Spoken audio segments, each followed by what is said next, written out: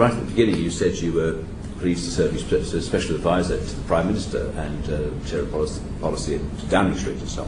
on. And you were admiring of Tony Blair's drive, his determination to drive through a particular view from the centre.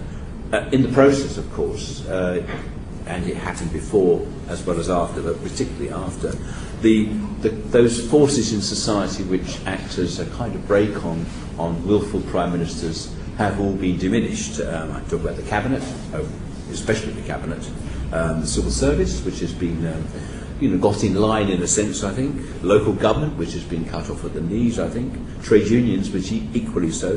the political parties. I mean, our own political party has been enormous efforts to strip out opposition within it, and the only opposition that we finish up with is the media, which is why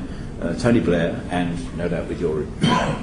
assistance, was so concerned about the media, because it's the one area which he couldn't actually control or weaken. I don't agree with any part of that analysis. Would you like me to go through it? One thing that has surprised me, because I wasn't aware of it before, I wasn't a political animal at all, because I don't think it's right you should be when you're in the services,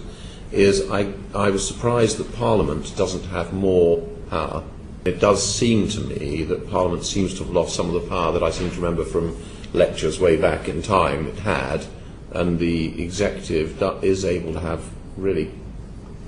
quite a lot of power. Bearing in mind, that you're an elected house, which gives you huge power, effectively, because the people have voted for you and elected you. It does seem, when I've been talking to people and seen what's going on, that an awful lot of the backbenchers and things have very little ability to actually impact on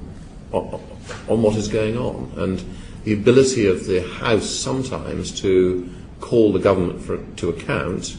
and I'm not saying, I approve of the things this government has done, but any government needs to be called to account, and I don't think we're as good at that as, I think probably historically, but I'm not